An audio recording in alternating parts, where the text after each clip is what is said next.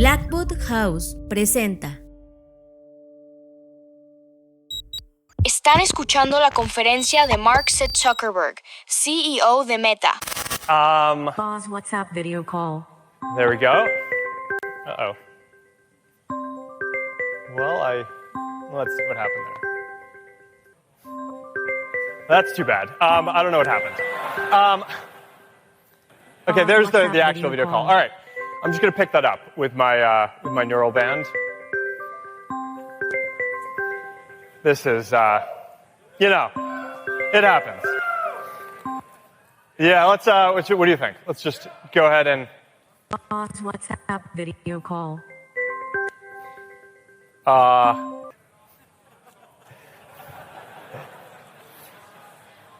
right, try it again. I keep on messing this up. And if not, then we'll go for the less fun option. Okay. I don't know what to tell you guys. All right. Fernanda Rocha, cuando vimos este video de lanzamiento de Mark Zuckerberg, o sea, definitivamente sí, lo hemos dicho en este podcast, el siguiente gran salto evolutivo, de forma como natural, eran los temas de realidad aumentada, realidad mixta, que de alguna manera Apple intentó jugar hace un par de años cuando lanzaron sus propios lentes, pero iba a ser natural que iban a ser unos lentes tradicionales los que tenían que entrar en ese lugar. La primera vez que lo vimos fue cuando Google lanzó sus Google Lens, ¿te acuerdas? Hace como una década. Y finalmente ahora ya estamos en ese lugar. Lo interesante y lo que quiero poner aquí no es el dispositivo y la apuesta que está haciendo Mark Zuckerberg en el evento que se llama Meta Connect, sino cómo estamos en un punto, Fer, en donde la tecnología de consumo humano, esa indicación, este label que toda la gente que nos dedicamos a la tecnología tenemos antes de lanzar un producto para que un humano esté listo para su interacción con él. Esta tecnología de consumo humano hoy se está lanzando con errores sin preocuparse por el humano que va a interactuar con él. A tal punto que en la conferencia de Mark Zuckerberg falló todo. Su dispositivo falló, su dispositivo no se conectó, su dispositivo trajo otras respuestas con la IA que no tenía que haber traído, y todo eso pasó en vivo y en tiempo real, cuando en realidad tú sabes que antes en los preparativos de un lanzamiento de estas características, inclusive haces todo para hacer un fake para que no ocurra este tipo de errores. Y déjame te pongo una hipótesis aquí.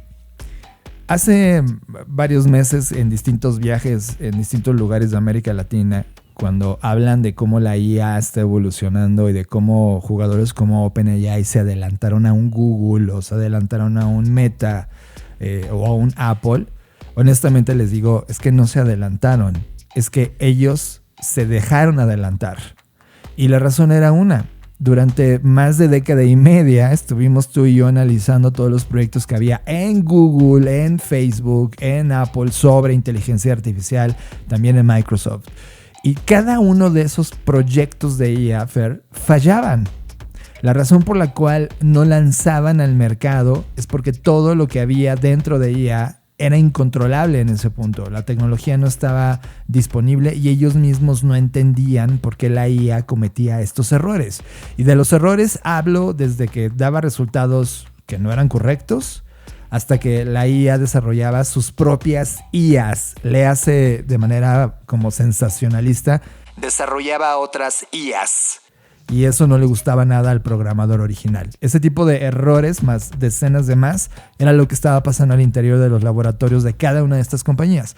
Por lo tanto, cuando llega a OpenAI y lanza al mercado todo lo que hoy tenemos, todo lo que la gente conoce como ChatGPTs, en realidad es tecnología no lista para consumo humano. Es tecnología en modo laboratorio. Por eso se siente que OpenAI y todos los demás iban adelante, todos los nuevos, porque se lanzaron sin una ética previa. Cuando yo le digo a las personas de tecnología y los que no son de tecnología, cuando dicen por qué OpenAI ganó, es porque vendió un auto sin frenos. Y nadie se subiría hoy a un auto sin frenos, es decir, algo que no funciona o que no garantiza que funciona bien.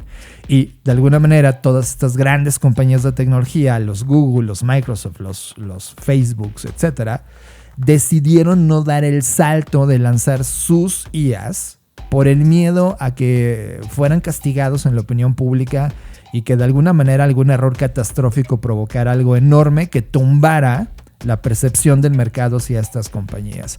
Así que lo que sí hicieron fue invertir en compañías. Por ejemplo, Microsoft invirtió mucho dinero en OpenAI justo para que si la cagaban, y déjame pongo el término cagar porque no es cometer un error. Si la cagaban, el error no iba a ser de Microsoft, iba a ser de OpenAI. ¿Entienden el movimiento? Bueno, pues ahora estas compañías, todos los Google, los Microsoft, los Meta, ya no están tocándose el corazón. Es decir, dijeron, bueno, ya no pasa nada si falla una IA, ya no pasa si mata a alguien una IA. La verdad es que el mercado ya no reacciona para mal, lo cual me pone como muy alerta de, bueno, ya lo ético en la tecnología dejó de existir y ahora ellos están lanzando su tecnología. Esto que puso en Facebook, esto es lo que se lanzó desde Meta con los lentes y que falla en el día de lanzamiento, es el preámbulo de una serie de fallas que vamos a estar viendo en la IA. Porque es tecnología no lista para consumo humano. Y eso es un tema bastante importante, como poner un pin específico de todo lo que vamos a estar consumiendo. Ahora ya este halo de la ética antes de lanzarlo se ha disuelto. Y Fer, me preocupa mucho que se estén lanzando al mercado artefactos increíbles que cometen errores. En la edición 327 de Creative Talks Podcast, ¿cómo está usando la gente ChatGPT? Hace unos días, OpenAI liberó un reporte de investigación de cómo las personas están usando ChatGPT. Te contamos todo. Estudiamos el Global Innovation Index 2025, que ubica a Suiza como la economía más innovadora, seguida de cerca por Suecia y Estados Unidos. ¿Qué es el Kisho Tenketsu y por qué el contar historias desde Oriente es tan distinto que en Occidente? Te recomendamos el documental Press Pause Play, que nos volverá a recordar la importancia del diseño, el arte y la creatividad. Y para nuestros Patreon, hablamos de El Letrista, un hermoso cortometraje de Santiago Carrasquilla y Danae Gosset, que viajaron a Argentina con solo una cámara y capturaron la extraordinaria vida y obra del pintor de carteles Luis Benz. Y hablamos de la compañía Notpla, que está proponiendo un mundo libre de plásticos. Disfruta esta edición de Creative Talks Podcast. Fer, y solo como un tema de ecuación que adereza el intro de Creative Talks, ya probamos evidentemente todo el Liquid Glass de Apple. Y yo no sé tú, Fer, pero hablando de esta misma filosofía de errores, ha sido el peor diseño de plataforma que hemos visto de parte de Apple.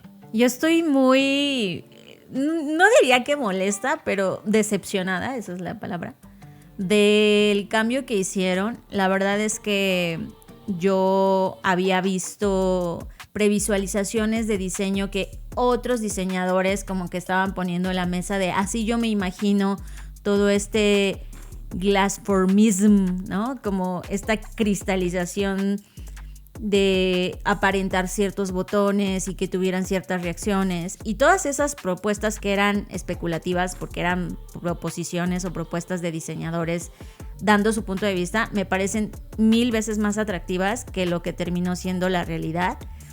Hoy siento que estoy en un sistema operativo distinto, siento que esto es más Microsoft que Apple.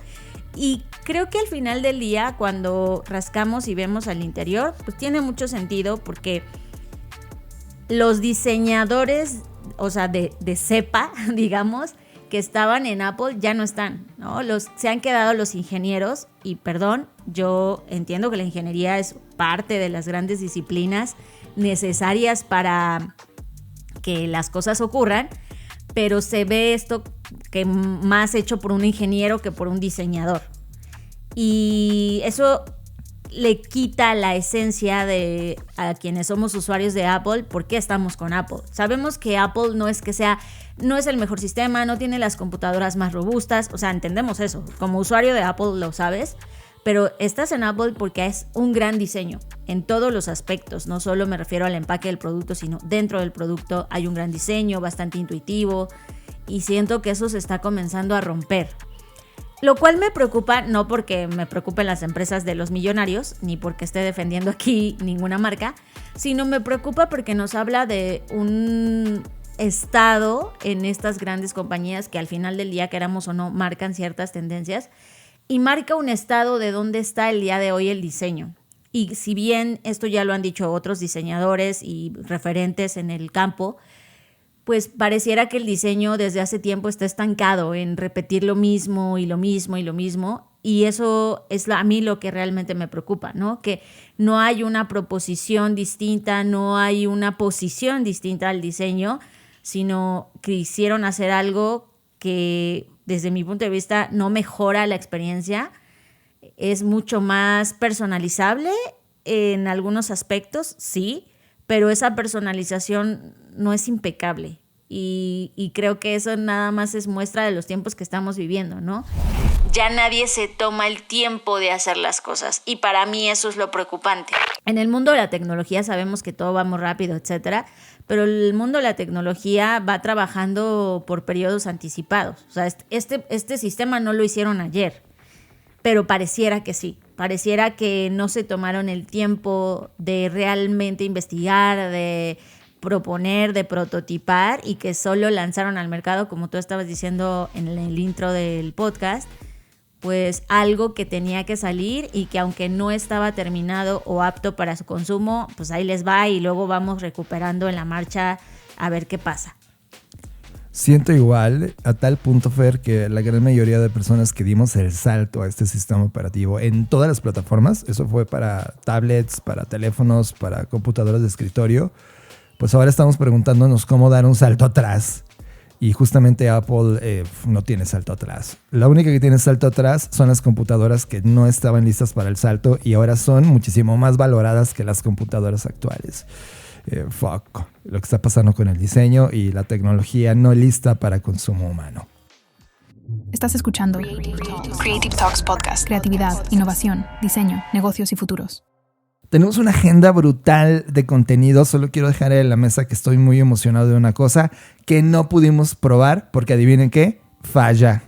Google lanzó algo que se llama Google Mixboard y algo que hacemos tú y yo, Fer, es que todo el tiempo estamos jugando con boards para jugar con distintas aplicaciones, hacer dinámicas. Por ejemplo, Miro es uno de las plataformas que jugamos mucho.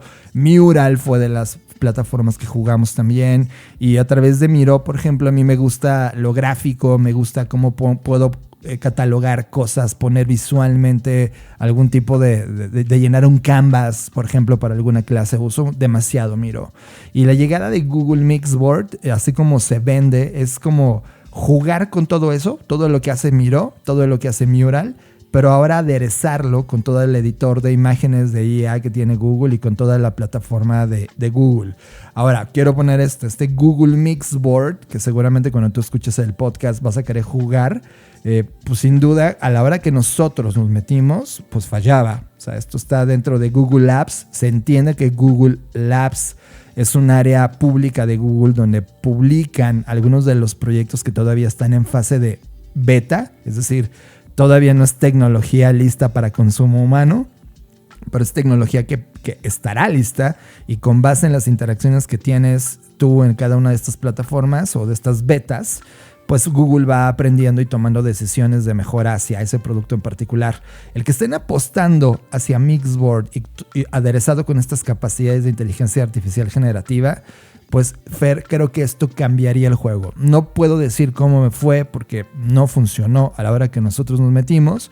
Creo que nos enteramos demasiado pronto del lanzamiento de esto. Pero Fer, me emociona mucho que ya haya este salto de una herramienta que yo utilizo en mi día a día casi todo el tiempo. Y ahora la respuesta de Google me gusta ver que al menos en el laboratorio está, pero qué lástima que no pude probarla. Yo en realidad no creo que estén apostando a que sea esto un Mural y un Miro, porque al final del día, si bien es un canvas genérico. ¿En qué sentido? En que está hecho con una tecnología que está abierta. De hecho, es una plataforma que se llama TL Draw. Entonces, con esta plataforma tú puedes crear cualquier tipo de canvas y lo que hizo Google es con esa herramienta lanzar este board. Y cuando yo he probado, no en este, sino en otros proyectos, esta herramienta de TL Draw, pues es muy sencilla. O sea, no hace ni de cerca lo que hace Miro, no tiene ninguna de esas funcionalidades. Lo único es un canvas en blanco y tiene embebido un chat en el que puedes solicitar imágenes y hacer mix y mezclarlas, remezclarlas y pedirle que agregue cosas, etcétera, pero no hace todavía nada de lo que hace Miro ni Mural. Entonces lo que deben hacer la gente de Miro y Mural es tomar nota de esto y decir, entonces lo que le hace falta a Miro y Mural es un asistente de IA interno.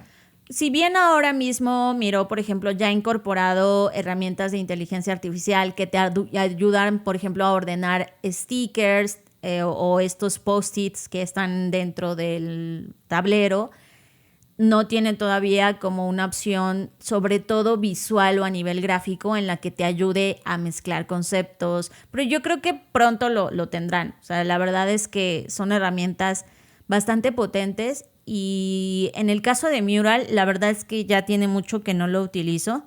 Me gustaba mucho al inicio porque sentía que estaban avanzando mucho en todo lo visual, todo lo gráfico, pero de repente, no sé, me adapté más a Miro y ya dejé de usar Mural. No. Hace poco, por un proyecto académico, estuve navegando, pero no como administrador, sino como un usuario común y corriente. Y no vi como realmente un gran avance. Siento que Miro avanzó mucho más, pero ya veremos qué pasa. Estás procesando Creative Talks Podcast. con Fernanda Rocha y John Black. Fer, ya es una tradición que cada año estamos viendo el Global Innovation Index y recientemente, hace unos días, se publicó el resultado de este index que toma el pulso de la innovación en un contexto donde las organizaciones globales están enfrentando condiciones económicas bastante lentas, sino que congeladas, y además de con una presión geopolítica adicional. Pero a la par hay avances tecnológicos bastante brutales desde el punto de vista de procesamiento e inteligencia artificial. Por lo tanto, el ver cómo han entendido esta dicotomía entre una economía mala, pero al mismo tiempo una tecnología bastante veloz. ¿Qué está pasando con esta evolución y hacia dónde se están moviendo la innovación de los países? Esto lo pego con lo que dijimos en el podcast anterior de la inflación, Fer, donde habíamos puesto de manera muy clara que realmente lo que estaba pasando en el mundo, o al menos desde el punto de vista de las compañías, es que estaban dejando de hacer innovación y lo único que estaban haciendo era inflación, que esta obsesión brutal solo de generar resultados económicos y nada más, en lugar de ver todas las ventajas que puede generar realmente la innovación. ¿Qué encontramos en este Global Innovation Index? Y lo primero que importa para nuestra región es que América Latina no está, al menos en el top 50, no aparece. Aparece hasta la posición 51, donde Chile levanta la mano en toda la región diciendo: nosotros somos el país más innovador de América Latina. Ellos son la posición 1 a nivel regional, pero ocupan la posición 51 del ranking. Que esto a mí me sabe mal, obviamente, pero además creo que rompe muchísimo con este mito o esta idea que vinieron a vender, y digo en México porque acá es donde se llevó a cabo el evento de OpenAI, diciendo que con estas herramientas, México y los países de Latinoamérica iban a comenzar a ser mucho más innovadores, que iban a tener proyectos que no solo iban a apuntar al consumo de tecnología, sino a la creación de tecnología. Y evidentemente esto no está pasando así, ¿no? Y eso es a mí lo que me sabe mal, aunque evidentemente al vivir en México, y México es parte de América Latina, entiendo el contexto por el cual estamos atravesando. No nos culpo ni nos juzgo en ese sentido, pero creo que es muy importante resaltar que si bien estas herramientas se están democratizando y un montón de cosas, eso no mueve o no ha movido hasta este momento la aguja en términos de innovación. El segundo país latinoamericano, Fer, bien inmediato de Chile, es Brasil, en la posición número 52. Resalto un poco, o sea, tú cuando ves Chile, en términos de territorio, se ve una línea extensa. Chile está muy alargado, ¿no? Y además Tú has estado a lo largo de estos últimos 2 años en varias ocasiones en Chile y has visto cómo funciona el ecosistema de innovación y futuros en Chile. Y sí se percibía que en Chile hay una conversación muchísimo más profunda y sofisticada para entender dónde está la innovación. Pero Brasil es un mercado brutal. Tiene una cantidad de habitantes enorme y una región enorme también, inclusive más que Chile. Pero ahora están en la posición 52 cuando se presumía que Brasil justamente iba a estar en la posición número 1 en América Latina. Y en tercer lugar de América Latina, pues sí está México, ¿no? Con todo y lo que ya mencioné, que estamos atravesando un momento geopolítico bastante tenso y que no vemos desde el ecosistema general que se esté invirtiendo realmente en innovación. Porque claro, podemos decir que hay esta innovación maquillada de la que hablamos, seguro no todos lo saben, pero en el episodio pasado, en la versión extendida, que solo pueden acceder a ella quienes están en Patreon, pues justo hablábamos de esta innovación maquillada en la que muchas empresas están, ¿no? Y ahora que vemos estos datos, pues nos damos cuenta que así están ocurriendo las cosas. Y que, pues no sé si esto va a mejorar, John, que a mí lo que me preocupa no solo son los resultados de este reporte, sino el panorama que logro vislumbrar hacia el futuro. Yo no siento que vaya a ser distinto. Me da gusto que Chile esté ahí y entiendo por qué está ahí. Ellos trabajan mucho este concepto de transferencia, que es cómo bajas toda la innovación pura y dura y la ciencia al campo de consumo, a las empresas y hacer realmente un ecosistema tripartita donde está el gobierno, la academia y las instituciones privadas colaborando y participando en la gestación de este ecosistema. Ahora, dejando un poco de lado nuestra región, hay algo que a mí no es que me impacte, pero sí quiero resaltar porque era algo que ya habíamos visto venir, pero que ahora con este reporte se comprueba y es China se une al grupo de las 10 principales economías de innovación, ubicándose en el puesto 10 y además es la única economía de ingresos medios dentro de este top 10. Y ojo, con los datos que se tienen de China para este tipo de análisis, porque China podría estar sin problema en el número 1, pero con los datos públicos que se tiene acceso, con estos indicadores que hacen en este lugar para levantar el reporte, todavía pues hay datos que no conocemos de China y brincó, si no me equivoco, estaba abajo del lugar 60, si no me equivoco, fue el que mayor se levantó de un año a otro, casi moviéndose 50 posiciones con esta visibilidad que dio China al mundo de lo que tenía y está en el top 10, pero yo honestamente debe estar seguro en el top 3. Y yo creo que al final del día también eso ayuda a corroborar que si bien China, se sabe, ha sido siempre la fábrica del mundo, ya no solo está haciendo China productos chafas, ¿no? Porque se tenía como esa correlación y esa connotación de Made in China es igual a, bueno, es algo que no te va a durar, es algo que no va a funcionar durante mucho tiempo, pero China con esto está demostrando que no solamente está en la maquila y en la manufactura, sino realmente también está en la parte de generación de patentes, en la generación de innovación. Y eso a mí pues me da a entender el estado del mundo. Ya no es solamente Estados Unidos o estos países que siempre están, Suiza, Suecia, que sí, siguen ahí, pero ahora están ahí. Además, también es importante que el cuarto lugar es Corea y el quinto es Singapur. Sí. O sea, ya no es la visión 100% occidental. Ahora están estos países que pertenecen a la visión oriental, poniendo en la mesa un statement, poniendo en la mesa también como este golpe de decir, acá también se hace innovación. Y eso a mí, por ejemplo, el hecho de que China forme parte de la economía de ingresos medios, demuestra una vez más que no es solamente los apoyos gubernamentales, que no es solamente el tema per se económico, que también se puede hacer innovación desde otros lugares, desde otras economías que no se consideran como súper desarrolladas, y eso a mí me da el ejemplo de que no estamos limitados por nuestros ingresos o ese no debería ser un obstáculo o un pretexto de por qué no hacer innovación. Al contrario, creo que eso nos demuestra que es cuando más innovación se necesita y que es cuando más empuje se necesita en estos temas.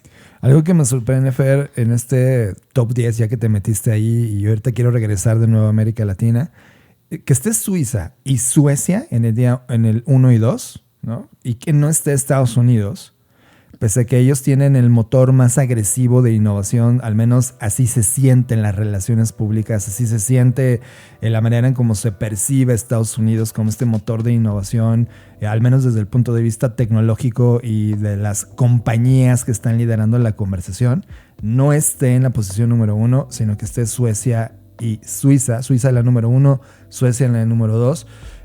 Me parece un statement importante, o sea, me parece que yo, por ejemplo, a nivel personal, yo nunca he ido a Suiza a ver cómo funciona el ecosistema de innovación. Claro. Pero sí conocemos a Suecia y mi sueño de un día vivir en Estocolmo, ¿no? Es parte de esta atracción, pero Suecia es un corazón donde está ocurriendo muchísimas células de innovación, eventos, emprendimientos, financiamientos, mucho de lo que se habla en Europa respecto a lo que debería ser la innovación. Suecia es el lugar donde está ocurriendo y verlo en segundo lugar, en el segundo lugar del mundo, me parece algo interesante, pero ver no a Estados Unidos me parece un golpe en el ego para esta compañía y para Trump, o sea, no compañía sino país, y a Trump que ha vendido y le ha dicho al mundo que ellos son el motor del planeta y la verdad es que no lo son.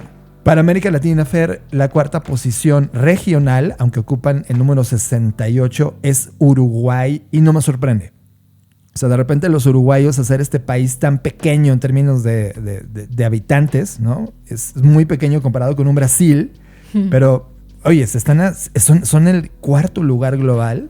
El quinto es Colombia y Colombia recibió un fuerte golpe y están haciendo una crítica bastante potente de por qué están en quinto lugar cuando realmente venían haciendo acciones y las distintas proyectos que han venido ocurriendo con país, ¿no? Hacer país en Colombia en términos de innovación se ha encendido, aunque también por el otro lado la llegada del gobierno de Petro ha desacelerado muchas de estas conversaciones, pues ahora se siente este salto que bajaron y ahora están en quinto lugar. Luego viene Costa Rica en el sexto lugar de la región, ocupando el lugar 72.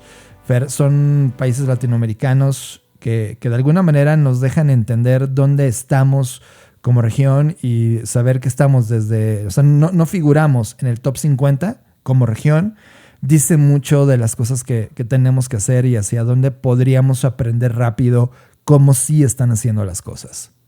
Ahora, en las buenas noticias, México tiene un mejor rendimiento en los resultados de output, porque este reporte evalúa output e input. Y en esa correlación, México tiene un mejor rendimiento. ¿En qué parte o en qué pilares? En conocimiento y outputs de tecnología y en outputs creativos. Eso también llamó mi atención. ¿Por qué? Porque México es un fuerte actor en indicadores relacionados con el comercio. Por ejemplo, en exportaciones de bienes creativos, tiene el puesto número 6 a nivel global. Y eso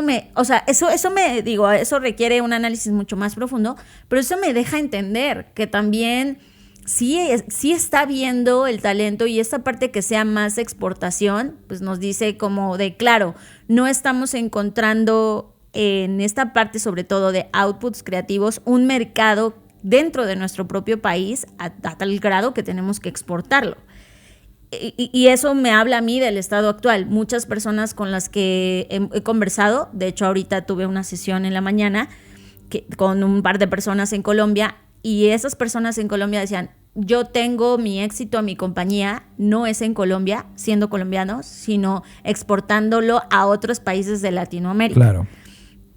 Y ahí pues puede haber una doble lectura, primero como este malinchismo del que hemos padecido durante mucho tiempo, donde si hay dos personas contendientes, una persona es extranjera y otra es mexicana, usualmente las personas se van por el extranjero, ¿no? Porque se tiene esta percepción como de sabe más, tiene más mundo, qué sé yo, y eso pues evidentemente yo tengo mi propia postura, yo siempre trato de apoyar el talento local porque conozco mucha gente muy talentosa localmente y no creo que necesariamente tengamos que traer a alguien a mirarnos además a nosotros, porque la osadía de personas alemanas haciendo libros del sueño mexicano me parece absurdo. Sí. Pero también por otro lado, como que esto me da, no sé si una ilusión o una esperanza o qué, del hecho de que podamos compartir y exportar a otras partes del mundo. O sea, eso creo que es una ventaja, es algo bueno, pero si pudiésemos hacer un balance entre exportaciones, pero también que ese talento se desarrolle y se quede aquí, pues sería interesante ver qué cambiaría con eso, ¿no? ¿Cuáles serían los indicadores o hacia dónde se moverían si lográramos balancear esta parte? El último país latinoamericano en aparecer en el ranking FAIR es Venezuela. Es el país 21 de la región, pero el 136 de 139. O sea, sí, Venezuela está viviendo un momento crítico, además sintiendo toda esta presión geopolítica que está haciendo Estados Unidos ahora mismo, con este olor a invasión que están haciendo ahora los norteamericanos, los estadounidenses hacia Venezuela, pues está en el lugar 136. El último de la lista, que no es latinoamericano, es Níger, Nigeria, y es el 139. Recuerden que este listado analiza 139 países.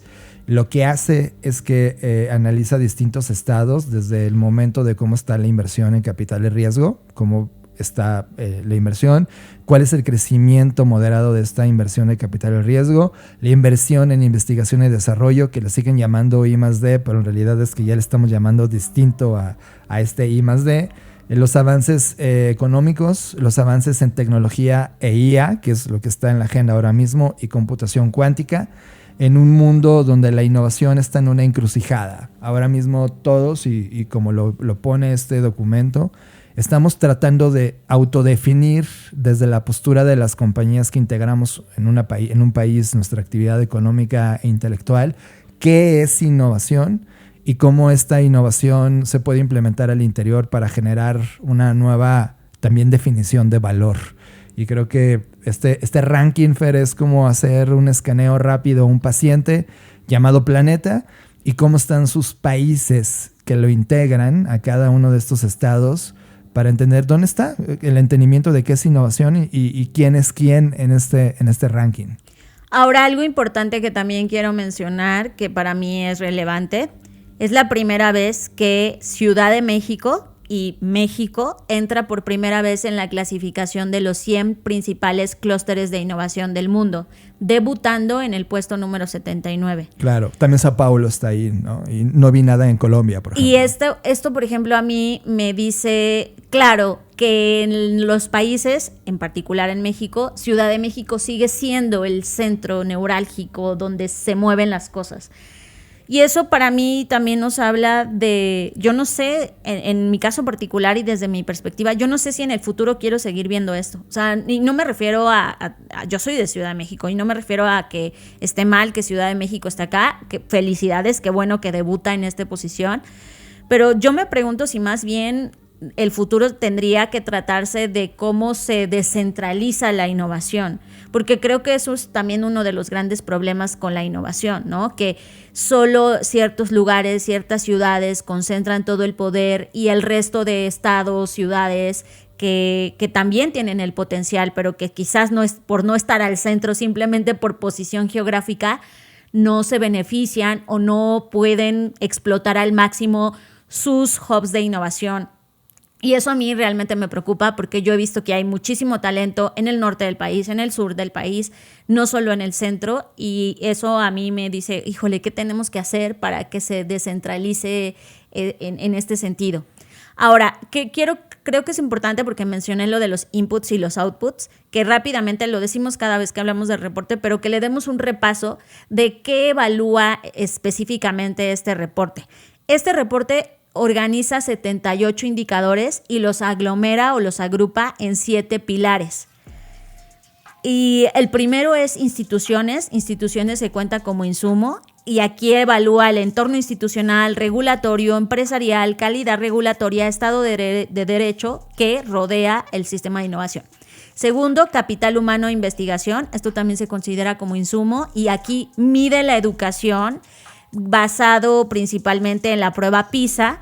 Y bueno, ya hemos criticado y señalado las deficiencias que tiene la prueba PISA, pero pues se usa como un estándar porque es el que hay y el que existe actualmente. También se habla de investigadores, gasto bruto en investigación y desarrollo. O sea, yo creo que aquí es uno de los puntos más flacos o del cual más padecen la mayoría de los países.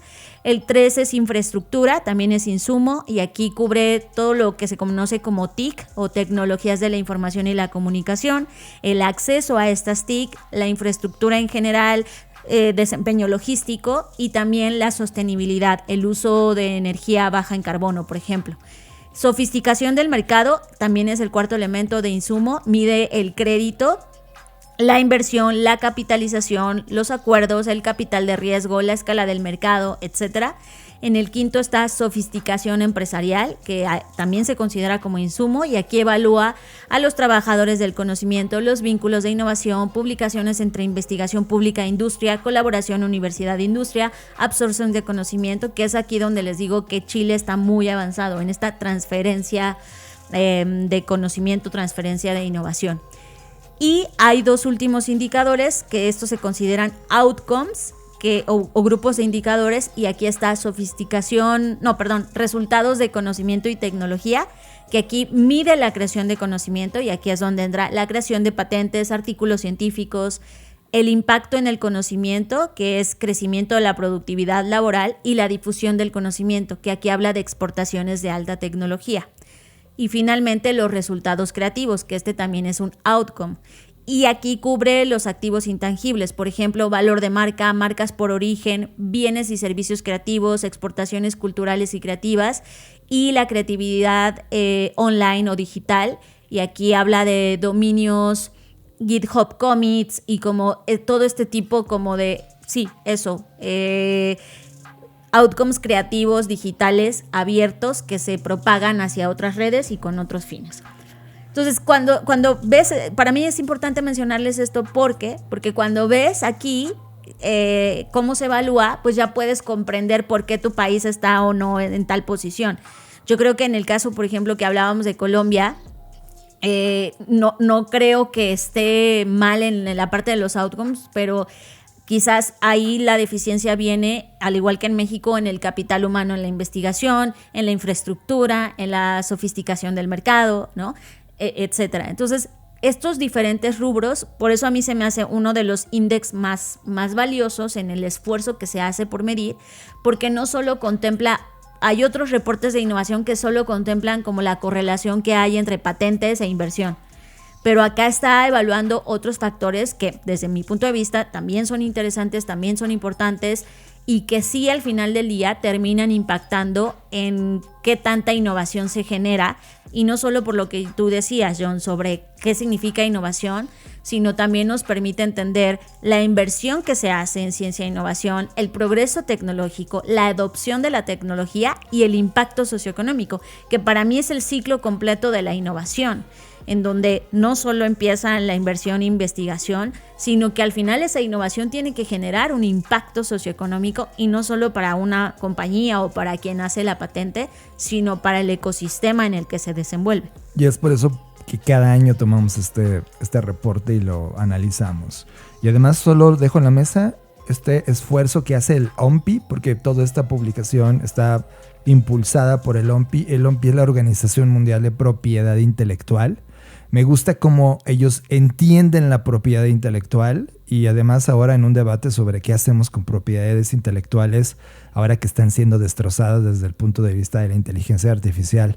Entonces, buen debate, buen índice, y sirve como un compararnos, un status quo de la innovación global y saber dónde están los campos de oportunidad y dónde están las cosas que ya se han ganado.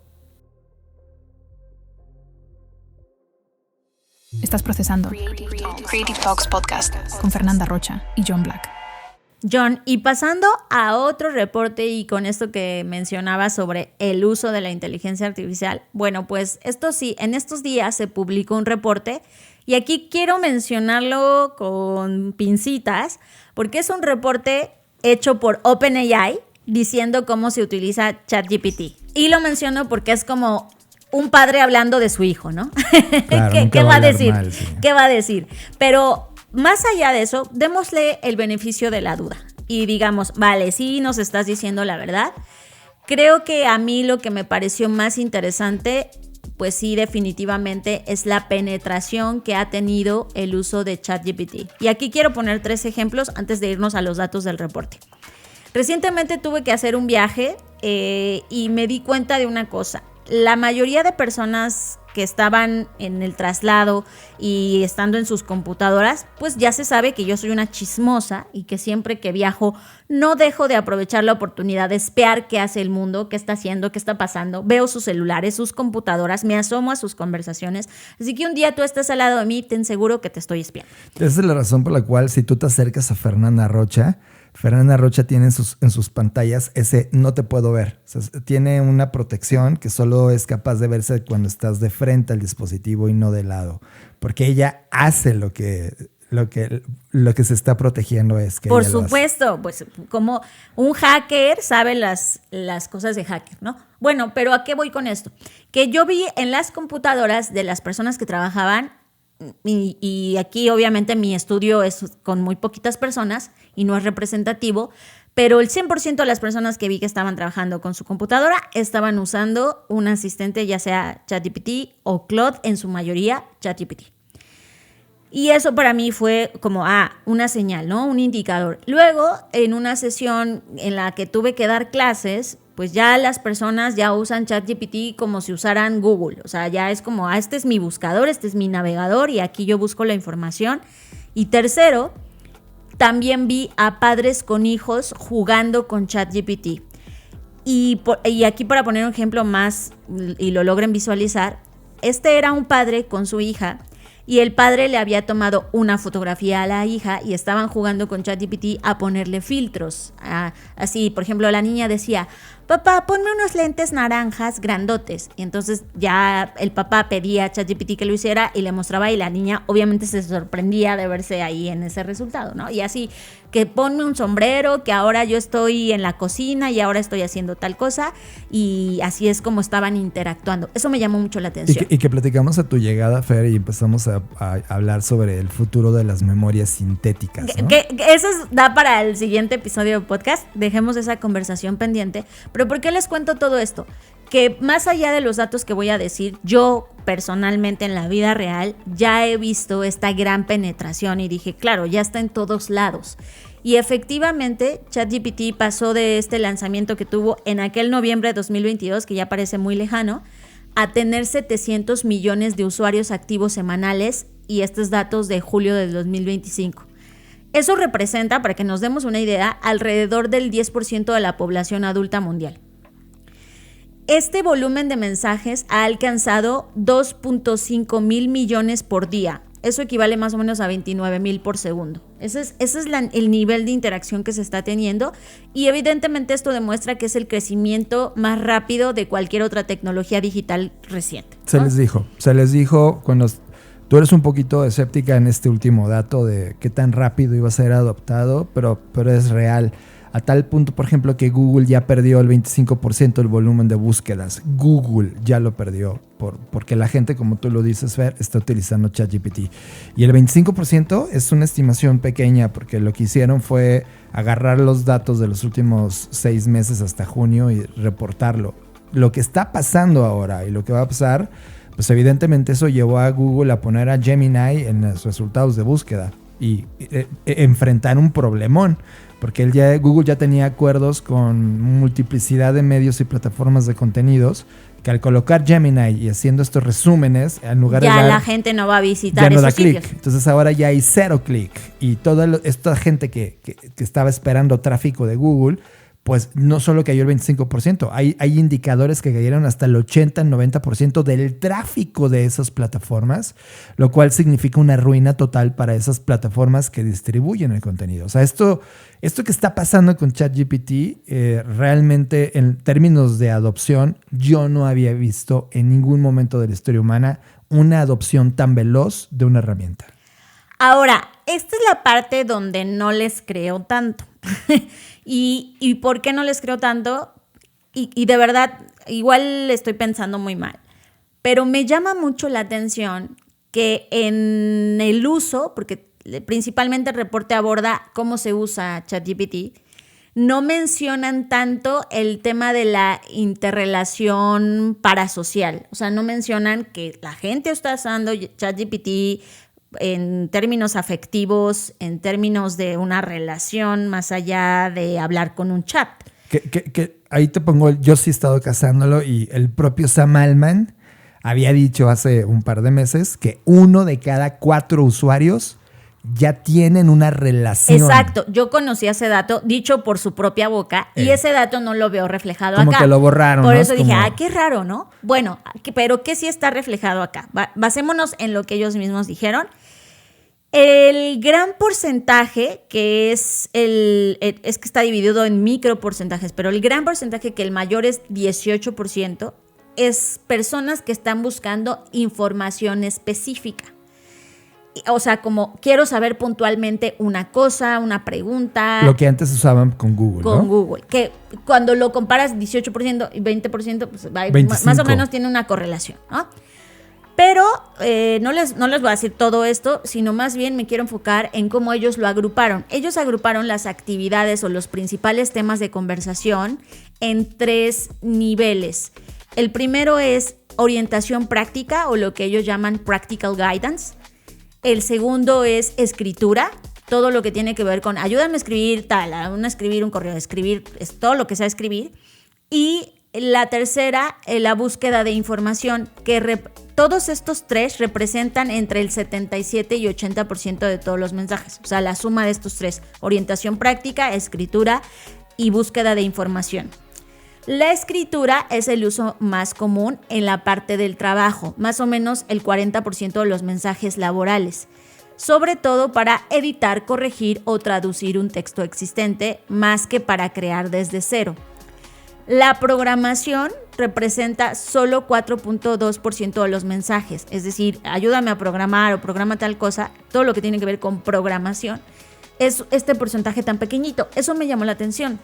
Y según ellos, y aquí es donde viene la mentira, porque ya, como dijo John, Sam Altman nos había dicho otros datos, dicen que los temas de relaciones personales apenas es el 1.9%. Pues es que lo tenían que decir. Claro, por porque ahorita razones. están demandados por 1000 cosas. Sobre todo porque ya provocó muertes. Ajá. Y ese tema lo tienen muy, muy, muy en pinzas. Y casi que por ellos les encantaría borrar lo que Sam Altman dijo. Pero si Sam Altman dijo que 1 de cada 4 y que además estaba esperando que fueran 2, o sea que estaban trabajando para que fuera todavía más engage la plataforma, están metidos en un problema. Y claramente ese 1.9% es que se los crea su abuelita. Porque yo ya conozco personas que ya tienen y no confían en nadie más que en ChatGPT. Ahora, también para mí es muy importante la variación demográfica, porque es, ¿qué están buscando? Pero ¿quiénes lo están buscando? Que para mí también el quién es muy importante. Al inicio predominaban usuarios con nombres masculinos, porque claro, si no, no hay forma de verificar exactamente quién es, de qué género, pero bueno, según los indicios, que en este caso puede ser el nombre masculino, eran más o menos un 80%. Pero supuestamente, y según estos datos, en 2025 el uso es ligeramente mayor entre mujeres. Ahora, ¿qué edades tienen? Sí, casi la mitad de los mensajes provienen de usuarios menores de 26 años. Y esto tiene sentido, ¿no? Como que el rubro de edad más fuerte es los jóvenes ya entrando a jóvenes adultos. Los países, el crecimiento más rápido, y aquí obvio, esto no es casualidad, está en países de ingresos bajos y medios. Y en la parte de educación, los usuarios con títulos universitarios y de posgrado son más propensos a usarlo para trabajo y para consultas tipo asking, que ellos clasificaron este tema de las preguntas como esta clasificación o gran clasificación y la llamaron asking.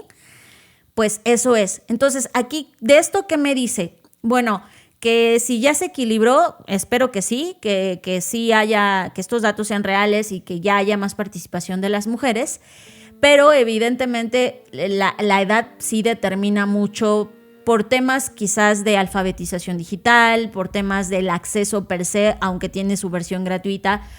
No me refiero solo al acceso de costo de pago, sino el acceso de poder entender cómo se relaciona y cómo funciona.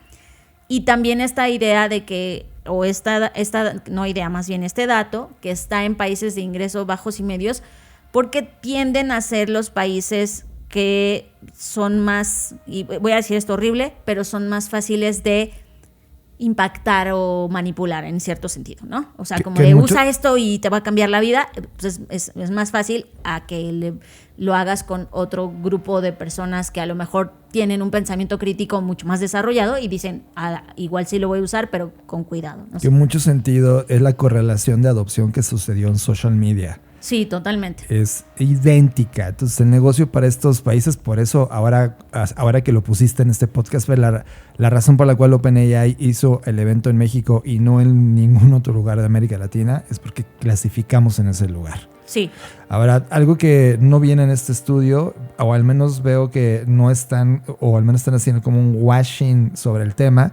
El año pasado, cuando estaba con Zendesk haciendo algunas colaboraciones, no hemos hecho nada en este año, pero una de estas colaboraciones en el reporte que nos dejaron ver previo a su lanzamiento, ellos tenían una clasificación de algo que se llamaba Shadow AI o Ghost AI, y ahora lo describo, que era el uso no oficial / autorizado de los empleados de una compañía que usan AI a escondidas, Ghost o Shadow, que no saben sus directivos y que tampoco lo han autorizado para hacer labores de trabajo. Entonces, el dato que estaba reportando Zendesk es que tenía 25% de sus encuestados en el estudio estaban haciendo una práctica de Shadow o Ghost AI, que es uso AI sin que me lo autorice mi jefe. Es básicamente de cómo se lee. Bueno, aquí pues todo, no hay un shadow de nada porque pues están midiendo las propias interacciones que hay ahí, ¿no? Y pero es que ellos dicen en el estudio que en términos de trabajo el 53% de los mensajes eran no de trabajo y luego creció a 73%. O sea, lo que está diciendo en el dato es, no te preocupes, la gente no está utilizando Shadow AI ni Ghost AI. O sea, de hecho, ya NAC, el 27% ya no lo hace. Lo que estaba en ese momento diciendo Zendesk es que el 25% lo estaba haciendo y ahora lo está utilizando arriba del 70%. Es decir, con datos también de Zendesk, que en su último reporte que emitió, significa que en un lugar de trabajo, en una oficina, al menos entre la gente que usa Zendesk y los que están metidos en el reporte, se ha amplificado el uso de las herramientas de IA, sobre todo ChatGPT y este tipo de plataformas que te permiten automatizar ciertas partes de tu trabajo, donde el 70 y tantos, déjalo en 70, porque creo que era 73, puede que falle mi memoria, pero me sorprendió muchísimo porque estoy investigando al respecto. 70%, 7 de cada 10 trabajadores no estaban reportando a sus jefes que estaban utilizando IA para hacer las labores del día a día. Y sus jefes, pon que ellos también la usan. En términos de la política de la compañía, no hay ninguna política ni nada oficial respecto al uso de IA. Es decir, el CEO ni el director, nadie se ha pronunciado en una política de uso de IA o ni siquiera tienen una estrategia de uso de IA, pero sus empleados sí están utilizando IA para las labores de trabajo. Contrasta esto que está encontrando Zendesk contra lo que está reportando OpenAI, porque está diciéndonos, no, en el trabajo cada vez la utilizan menos. Y me pregunto, ¿no es exactamente por esa razón por la cual ellos están vendiendo los servicios de consultoría? Hablo de OpenAI.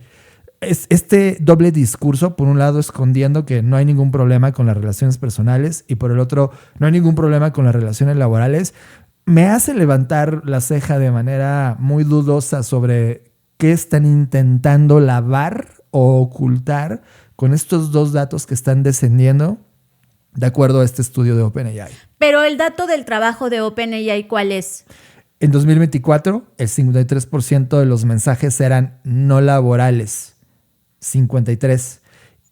O sea, pon que eras 50-50. La mitad lo usaba para temas laborales, la otra mitad para los otros temas de tener un acompañamiento, etcétera. Hoy, estos no laborales subió al 73. O sea, por eso, pero eso es justo lo que no termino de entender. Porque ellos están diciendo que subió. De los no laborales, es decir, los mensajes que no eran de trabajo, son ahora más comunes. Claro. Cuando la realidad es exactamente al revés. Ya te entendí. ¿Ya me entendiste? De hecho, ellos hicieron una clasificación un poquito rara y ahí es donde, por eso no termino de entender, no a ti, sino el propio reporte, en donde, por ejemplo, ellos agruparon multimedia, es un grupo, información desconocida es otro punto, que de hecho es un 4%, o sea, ahí habría que ver qué es. Lo que yo les comentaba hace un momento de la orientación práctica es un 28%, la búsqueda de información 21% y la autoexpresión, que así la llamaron, es el 4.3%. Luego la ayuda técnica 7.5% y la escritura 28.1%. Como les decía hace un momento, si sumamos el de la orientación práctica, escritura y búsqueda de información, es alrededor del 77-80% de los datos.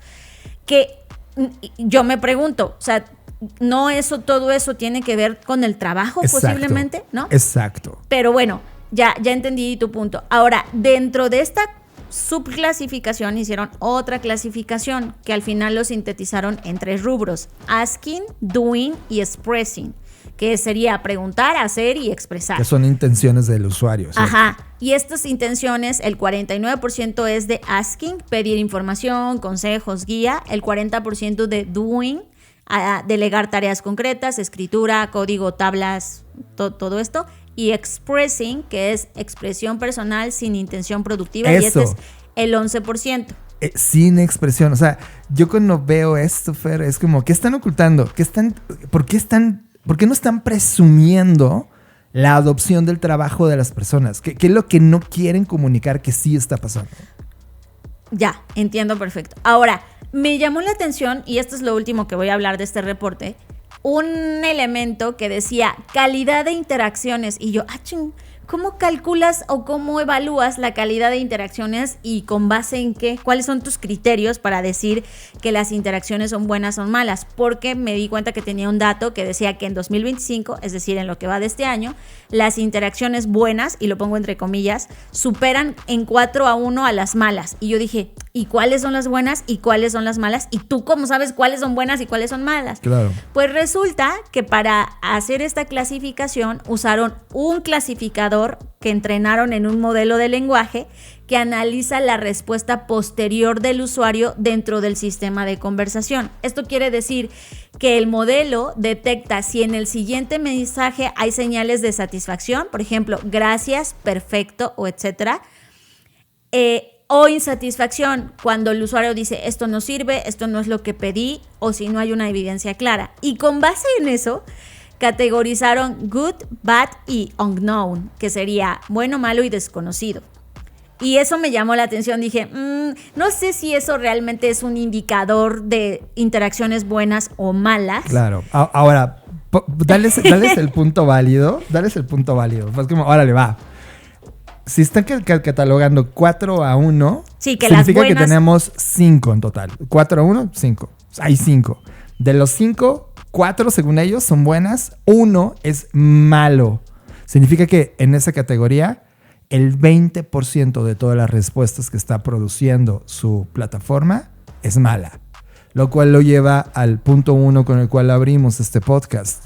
Su tecnología, a pesar de tener ya casi 3 años de vida, Fer, sigue no funcionando. Sea como sea, John, es importante saber que ahí está malas interacciones. Ok, no estoy esperando que todas sean buenas. Lo que me llama, insisto, la atención es el tipo de evaluación que ellos están haciendo para catalogar algo como bueno o malo, que sigo yo poniendo esto en tela de juicio. Pero si nos estamos preguntando cuál es el tipo de mensaje mejor evaluado, definitivamente son aquellos que pertenecen a la categoría de asking, es decir, a las de preguntas. Y eso es como interesante, como diría nuestro amigo Chicharito. ¿Por qué? Porque se está usando totalmente, o al menos en este momento, y de acuerdo a este informe, como un reemplazo o un sustituto de un navegador. En ese sentido, las personas están quedando satisfechas de las respuestas que están obteniendo con esta interacción. Y eso es como, ok, yo digo, me gustaría saber más, ¿no? ¿Qué sigue en la cadena de pasos cuando la gente vuelve a consultar si es sobre el mismo tema, sobre otro? No llega hasta allá el reporte, eso ya es una pregunta mía. Pero, pues, según esto, y sigo sin creerlo, el informe nos muestra que se usa más fuera del trabajo que dentro del trabajo, lo cual no les creo. Y de acuerdo con ellos, su mayor valor económico proviene del apoyo a la toma de decisiones en trabajos intensivos en conocimiento. ¿Qué? O sea, eso no sé qué significa, sí, porque no veo yo ese resultado. Y ahora que vimos el reporte de innovación, o sea, no veo que haya un tema de mayor conocimiento. Puede haber mayor información y no necesariamente eso es igual a mayor conocimiento.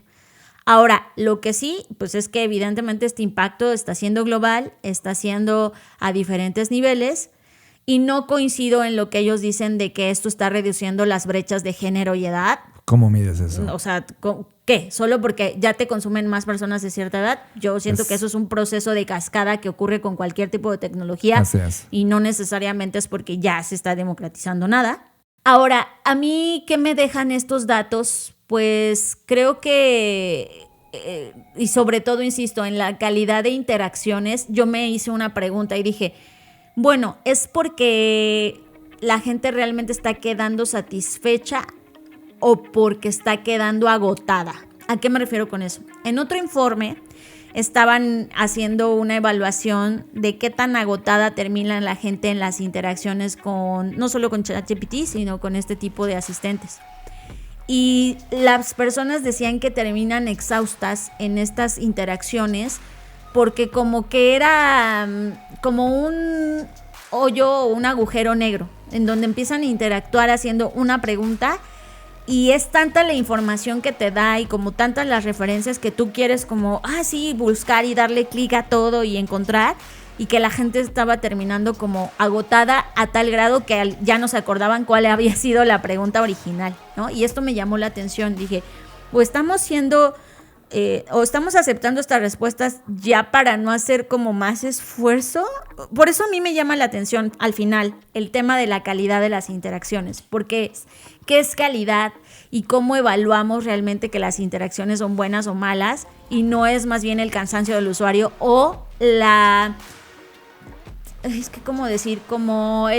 me conformo, el conformismo del usuario de decir, bueno, ya me quedo con esta respuesta y gracias. O sea, no porque te diga gracias significa que estuvo bien. Eso es para mí el punto neurálgico de la calidad de las interacciones. Aquí, Fer, eso que estás poniendo en la mesa, creo que me parece lo más importante de este podcast.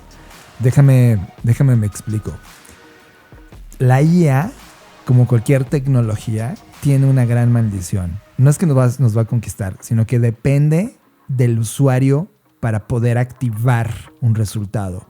La tecnología más cercana que tenemos fue Google. Es Google.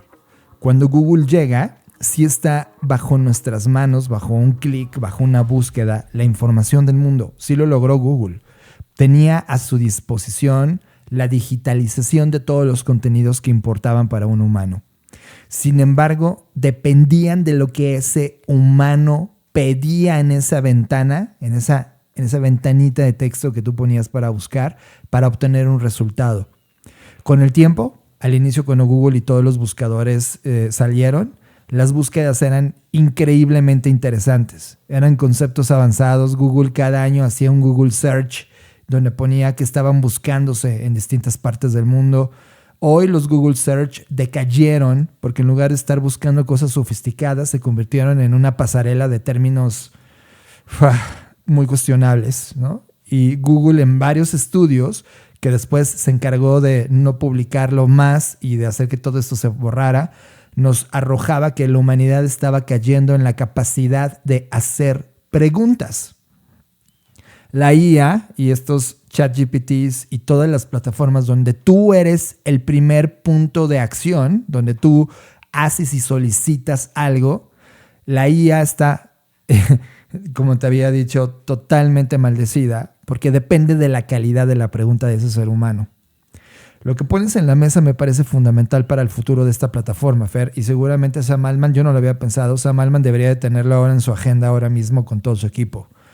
Si la IA, un ChatGPT, funciona siempre y cuando tú hagas una pregunta correcta o una petición correcta o una estructura correcta de un prompt para ponerlo a hacer cosas, si ese ser humano ni pregunta bien, ni logra entender el problema que tiene, ni siquiera sabe estructurar un prompt para hacer el buen uso de la plataforma, ¿cómo podría obtener un resultado que para él sea eficiente? Esa es la maldición. El único problema de todo esto es que mientras más holgazán haces al cerebro de ese humano, es decir, mientras más eficiente le entregas la pregunta sin que se esfuerce a nivel cognitivo a estructurar la pregunta misma, más estarás metido en la cadena de maldición de la IA. Es decir, el dueño de la plataforma no puede mejorar en la entrega de la experiencia si el humano no le hace la pregunta adecuada. Y en el contexto en el que estamos el día de hoy, Fer, donde cognitivamente estamos decayendo, donde la atención del humano se ha esfumado, o sea, no tenemos la paciencia de nada, no sabemos estructurar cognitivamente frases para hacer o pedir instrucciones, no sabemos generar prompts porque ahora nos ponen a pensar como máquina para que la máquina nos dé resultados. Lo único que nos queda es el lenguaje natural. Y dentro del lenguaje natural, pues los humanos cada vez decaen en esas habilidades del lenguaje natural. Por lo tanto, Fer, yo sí veo que este salto de buenos o malos resultados que estén dando las IAs es directamente proporcional a la calidad de las preguntas. Y hoy yo no veo un ChatGPT que vaya a cognitivamente mejorar al usuario, sino todo lo contrario. Y esa es su maldición. Creative Talks Podcast. Con Fernanda Rocha y John Black. Ahora, siguiendo en esta conversación, pero del otro lado, está aquí con el reporte de OpenAI, tenemos un statement que acaba de hacer Claude.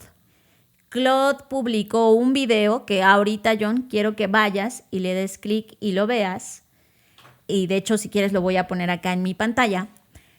Y el video lleva por nombre Keep Thinking. Veámoslo. There's never been a worse time. Problem. There's never been a worse time.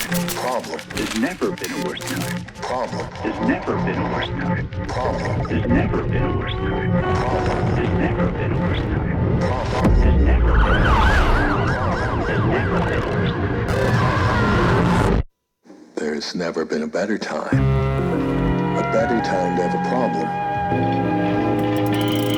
To be stuck. To be overwhelmed. To be impatient. To be out of ideas or out of your depth. Out of breath. There's never been a better time to have a medical condition. Just look at the research being done. To have no qualifications, no resources. To not understand, feel insignificant. To feel restless. Right now, there really has never been a better time.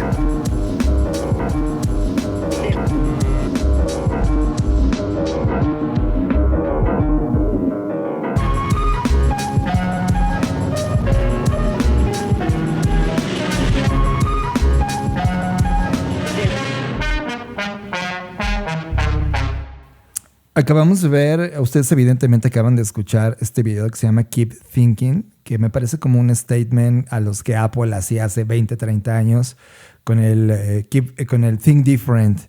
Me gusta que haya este thinking. Ahora, déjame te doy mi sensación inmediata del video que acabo de ver. Por supuesto que sí, el video tiene toda la razón.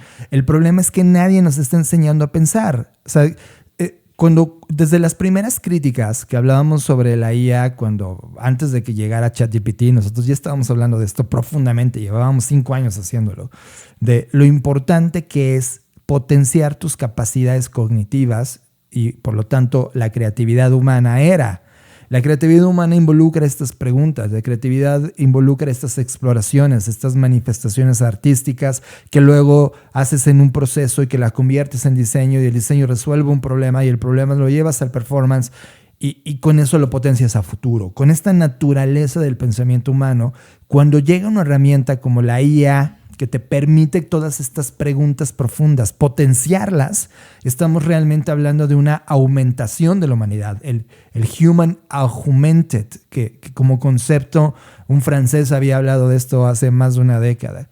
Pero cuando te das cuenta que la adopción y la forma en cómo está estructurada la IA no es para aumentar se convirtió en un término más de marketing que de realidad y está hecho un tema más de sustitución del pensamiento, es cuando nosotros detectamos es no match.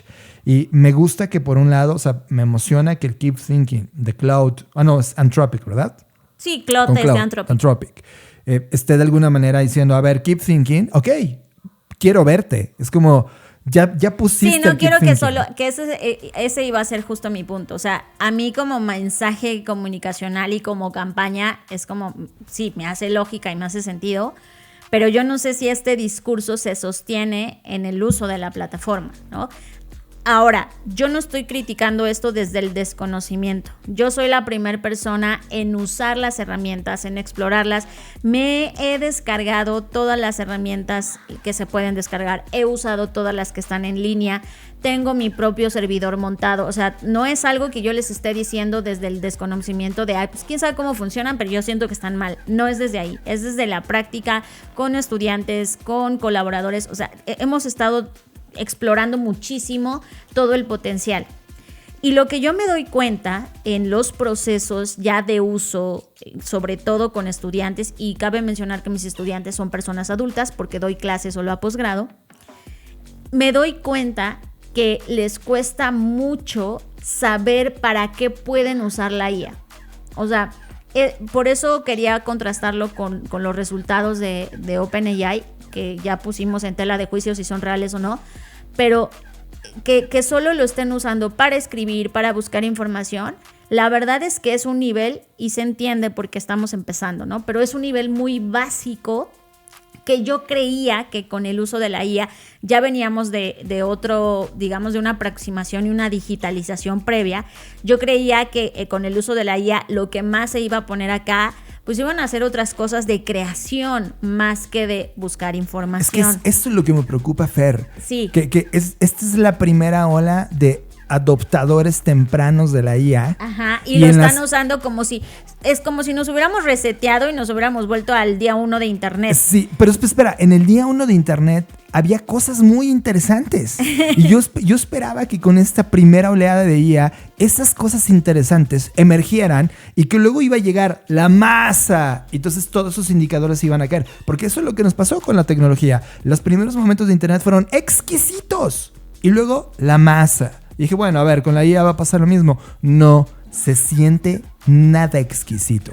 Que ese es mi punto acá. Con el potencial que hoy tienen, solo son algunas personas que de por sí ya son experimentadoras, algunos artistas que sin IA ya eran lo suficientemente curiosos como para crear proyectos increíbles y ahora con IA lo hacen más. Lo vimos el episodio pasado con esta animación o esta película animada. The Monsters. O sea, eran Critters. Critters, sí. Eran personas que ya de por sí eran curiosas y con esto lo potenciaron. Que a eso va mi punto. Cuando yo me enfrento en el salón de clases, y estoy hablando no de personas, son personas que ya están en un posgrado, vaya, personas que ya tienen una experiencia laboral, que ya recorrieron un poco el camino de la vida.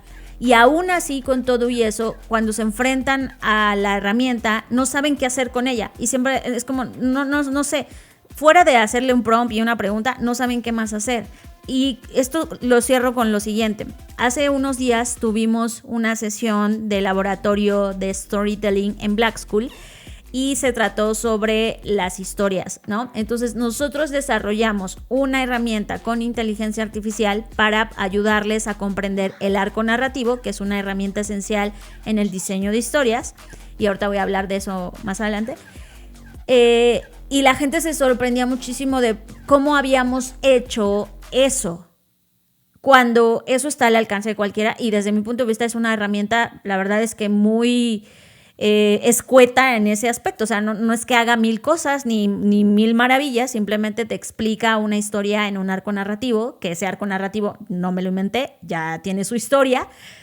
Y a lo que voy es que las personas todavía no logran ver, y este es un ejemplo, pero me ha pasado con otros estudiantes es que ¿cómo hiciste eso? Y pues no lo hice, o sea, no, lo que quiero responder es que no lo hice si no hubiera existido ella, igual lo hubiera hecho. No lo hice porque existe ella. Claro que la IA me facilitó el camino de hacerlo, sí, eso sí tengo que aceptarlo, pero el cómo lo hice, eso no lo puedo yo enseñar. O sea, te puede enseñar el proceso creativo, pero no a ser creativo, porque para ser creativo hay que recorrer el camino creativo y ese no lo puedo recorrer yo por ti.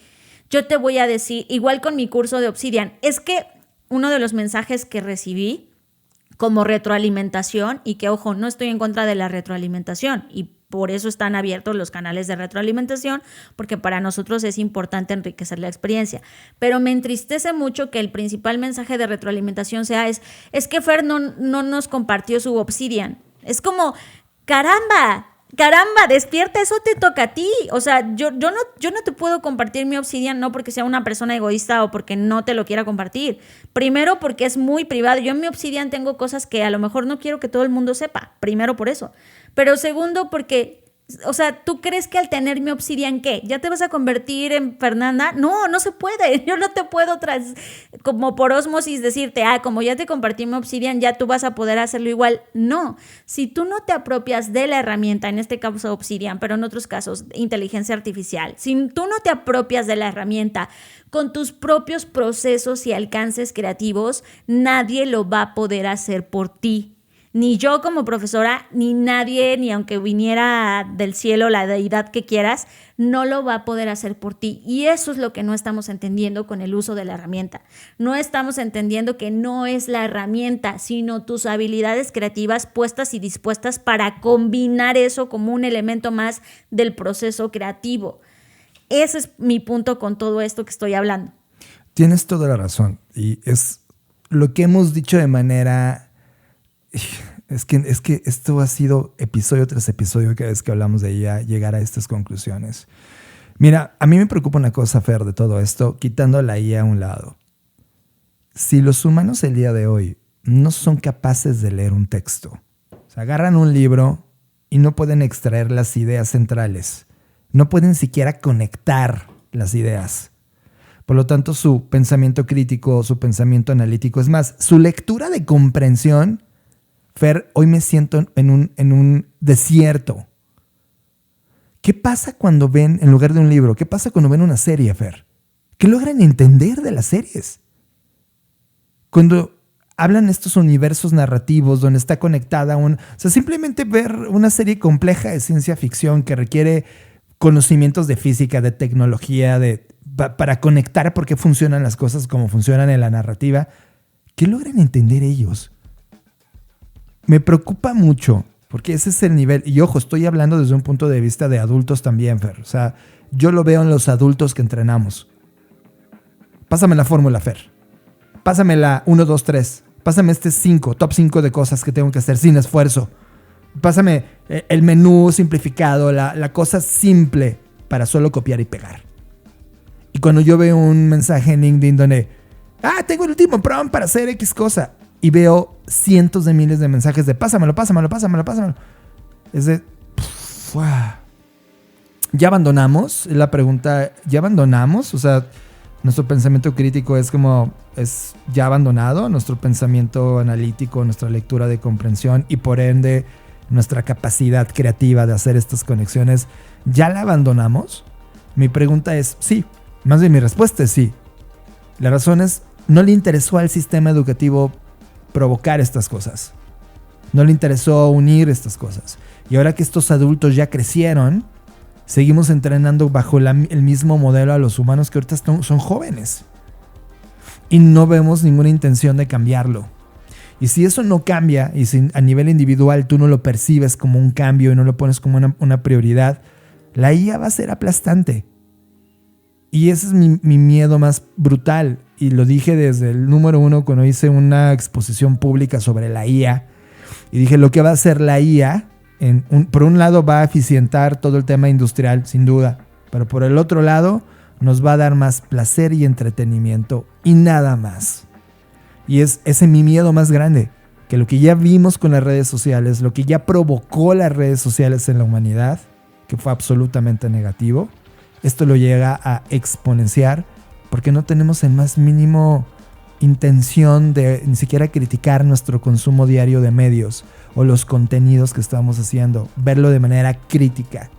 Y eso es muy peligroso, no como humano, como especie. Y creo que eso se complementa, y ya para cerrar esta reflexión, se complementa con la idea de ir más rápido, ¿no? Esta ansiedad que tenemos es que todo va muy rápido. No, en realidad no. En realidad las cosas no van muy rápido. En realidad es que nosotros tenemos esa percepción porque nosotros somos quienes estamos acelerados. Entonces también se contrasta con eso porque no vamos despacio y ahora tenemos una obsesión con la velocidad. Pero mi pregunta es ¿por qué? Si nos hemos dado cuenta que las cosas importantes llevan tiempo. Piensa en esto: las relaciones, el aprendizaje, los cambios profundos y reales. Todo eso lleva tiempo. Por lo que para mí también la crítica o el señalamiento va hacia encontrar este equilibrio entre velocidad y lentitud. Y sobre todo en comprender, y ese sería mi último consejo que nadie pidió, pero que yo estoy aquí dando, es no usemos la IA para facilitar las cosas que nos importan. Porque si lo hacemos, entonces van a dejar de ser importantes. Tienes que fracasar para aprender. No te lo va a dar tu profesor, tu guía, tu gurú o como a quien tú quieras seguir. No te va a dar la fórmula. Aunque la tengas, no te vas a sentir que lo estás logrando, que estás haciendo, porque solo estás copiando el prompt, la fórmula o algo de alguien más que no eres tú. Entonces, para aprender tenemos que fracasar y para fracasar hay que experimentar. La verdad es que piensen en algo que ahora dominas. Dime si lo aprendiste de la noche a la mañana. Dime si lo perfeccionaste en una sentada. Estoy segura que no. Porque las cosas importantes toman tiempo y las cosas importantes requieren una serie de fracasos para perfeccionarse. Usa la IA para aquellas cosas que realmente no te importen y que digas, bueno, voy a mandar un mail, no le voy a echar tantas ganas en el mail, está bien. Pero no uses las cosas para lo que realmente, o este tipo de tecnologías y cualquier otra tecnología, no la uses para lo que realmente importa, porque si no va a terminar no importando. Y ese es el riesgo con esto. Escuchas Creative Talks Podcast. Creatividad, innovación, diseño, negocios y futuros. Con Fernanda Rocha y John Black. Creative Talks Podcast. John, y en todo esto, y hablando del reporte del Índice de Innovación y el contraste oriental-occidental, como decía, hace unos días tuvimos un lab de storytelling donde compartimos herramientas y una de ellas fue el arco narrativo que estructuran las historias. Pero me quedé pensando en algo, esto es muy occidental. Y dije, ¿será que en Oriente las historias se cuentan igual? Porque yo he visto historias provenientes de Japón, Corea, y son como que rompen el arco narrativo tradicional. Y efectivamente, John, me encontré con un concepto que se llama Kishotenketsu. Espero estarlo diciendo bien. ¿Y a qué se refiere esto? Bueno, es un concepto diferente de muchas narrativas clásicas chinas, coreanas, japonesas y vietnamitas, donde la historia se desarrolla efectivamente de una manera diferente y el conflicto se toma de una forma diferente. Además, en estas historias, no todas las historias necesitan un villano, que eso es muy de la corriente occidental, el conflicto, el enfrentamiento que hay entre el héroe y el antihéroe, etc. Bueno, pues en Japón y en algunos de estos países las historias siguen este Kishotenketsu, que es una estructura de 4 partes construida sobre el no conflicto o el conflicto no como lo vemos nosotros en Occidente, sino un contraste y sorpresa. Este nombre básicamente es como un acrónimo. Ki es el comienzo preparando el escenario. Sho, el desarrollo ampliando los detalles. Ten, el giro, un cambio inesperado. Y Ketsu, la conclusión tejiendo armonía. Y yo me clavé porque dije, wow, esto es fascinante. Y me fui a una página que si ustedes no conocen, se las recomiendo, se llama wikiwant.com y ahí te explican un montón de cosas y conceptos que no están en otras fuentes. Y ahí se desarrolla mucho esta estructura y, por ejemplo, hablaba de Parásitos y hablaba de otras películas que han llegado a esta parte del mundo que al final del día siguen de alguna forma u otra, ya sea El viaje del héroe de Joseph Campbell o otras estructuras narrativas de Occidente. Pero aquí habla cómo esto nace de la poesía china, que se compone en 4 líneas también. Y bueno, tiene una historia que ya dejaré que ustedes se claven si les interesa, pero lo que me llamó a mí la atención es cómo estos arcos narrativos, estas estructuras narrativas también varían dependiendo de dónde estamos visualizando las historias, ¿no? De hecho, este concepto se ha utilizado también en el diseño de juegos y videojuegos, específicamente en Nintendo, en los juegos de Super Mario Bros, Mario Galaxy, y dije, claro, tiene sentido, por eso quizás nos enganchan tanto, porque son como un oasis en medio de un lugar donde todas las historias siguen un arco y tienen como un giro y una estructura en común. Y acá, de alguna manera, esta técnica pues va rompiendo con eso y quizás también por eso ahora estamos teniendo un auge de estas historias orientales porque nos parecen refrescantes, nos parecen distintas, pues tiene que ver cómo están estructuradas.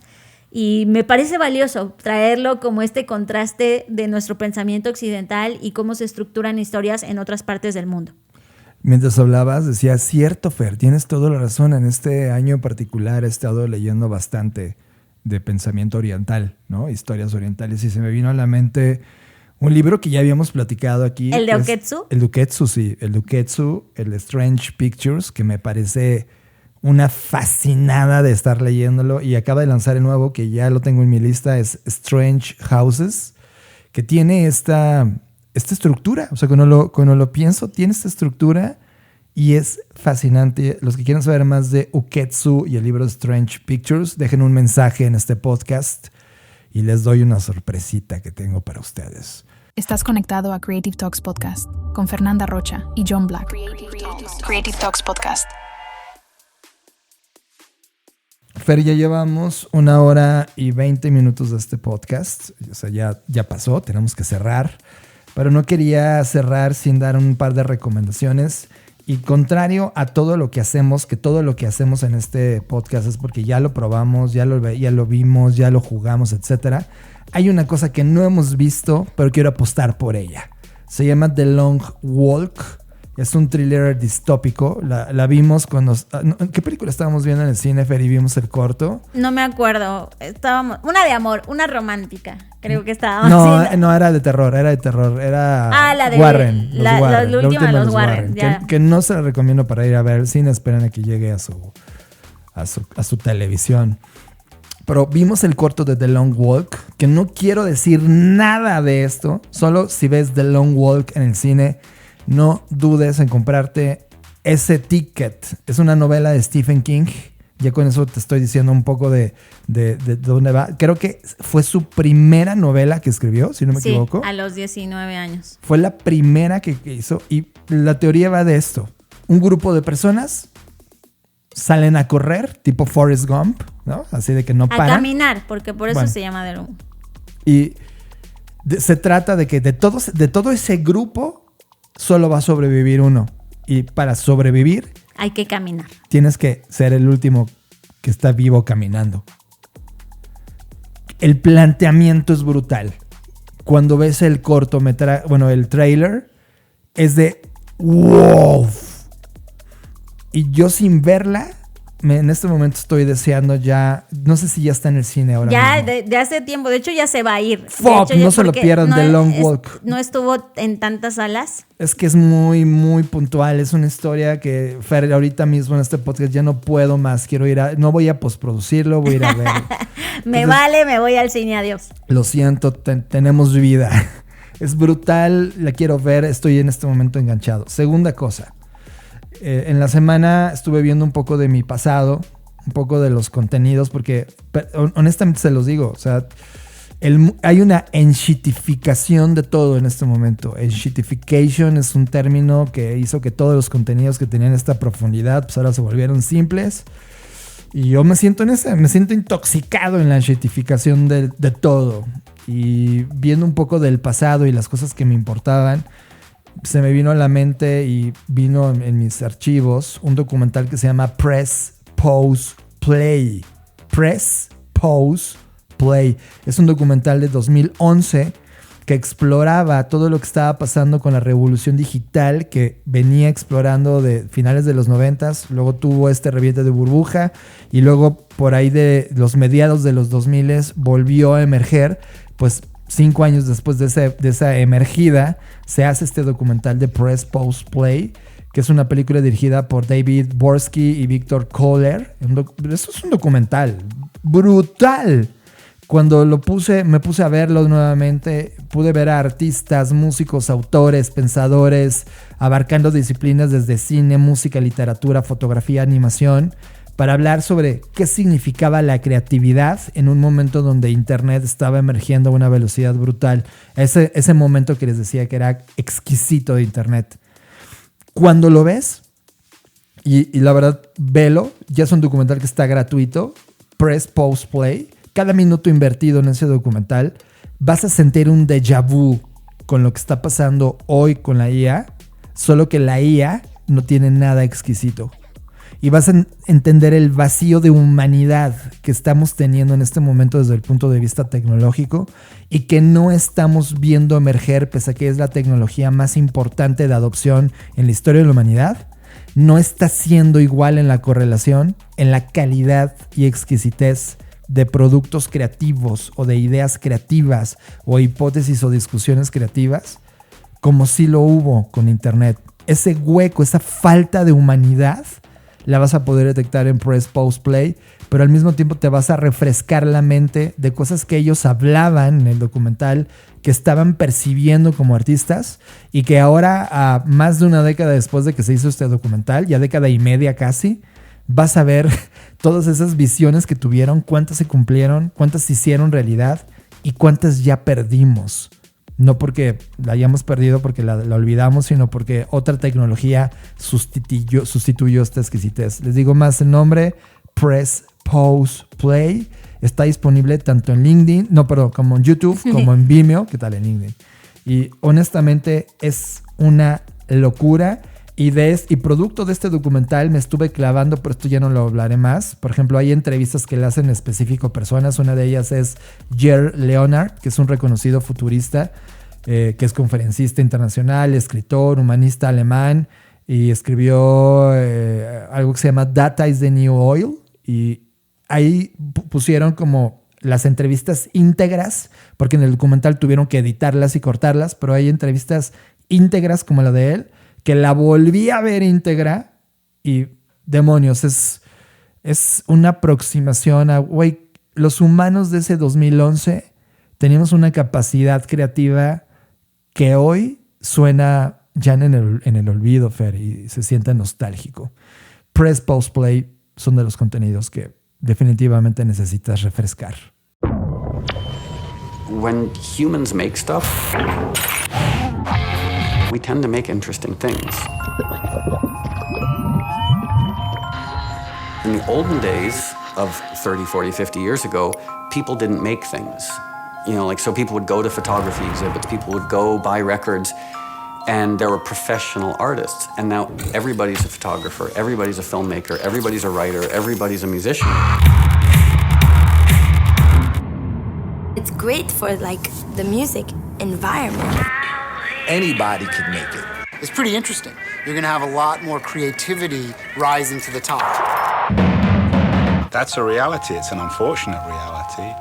And that's all part of that rebellion is refusing to believe all those people. We have no clue of what's going to happen. Oh, there's a recession. Blah, blah, blah. This is the best shot you've ever got. Escuchas Creative Talks Podcast.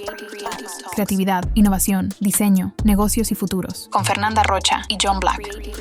Creative Talks Podcast. Y con esto llegamos al final de Creative Talks Podcast de esta edición. Fernanda Rocha. Una edición extensa y aún así nos faltó ver mucho contenido, pero eso es lo bueno porque entonces eso alarga la vida de estos episodios hacia el futuro, así que esperamos verles ahí. Y les tenemos una buena noticia. En Black School hemos lanzado un nuevo taller, uno de estos talleres de largo aliento que duran 12 horas divididos en 4 días de 3 horas. Y este taller justo va en el tema de la creación de las historias.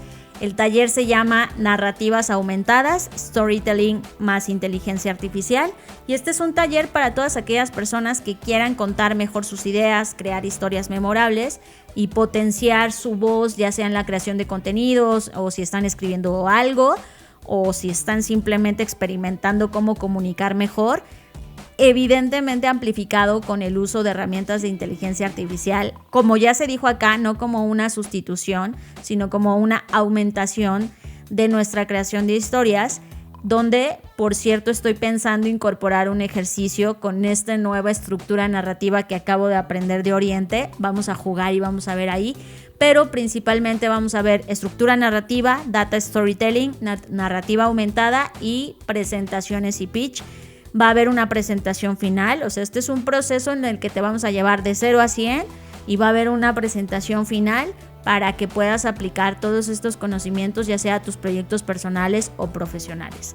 Para los que están escuchando este podcast, tenemos becas del 25% de descuento, así que si te interesa, pues nos escribes ahí en nuestras redes sociales y estaremos muy contentos de tenerte. Voy a meterte en un tema que necesitamos mojarnos, Fer, meter las manos en el fuego. En el siguiente episodio vamos a hablar de 3 y Atlas, que de alguna manera la comunidad científica sigue sin ninguna decisión como generalizada, sino que hay contrastes muy importantes. Y dado que es un objeto que se aproxima a nuestro planeta Tierra y me parece absolutamente relevante por todo lo que se ha discutido alrededor, así que 3 y Atlas, que honestamente ya es un tema que ya no podemos ignorar, o sea, es un tema tremendamente importante. Lo abordaremos desde todos los puntos de vista y desde todas las visiones científicas que tenemos disponibles para poder entender el fenómeno de este gran objeto que va a estar visible para nosotros como humanidad por ahí de octubre-noviembre.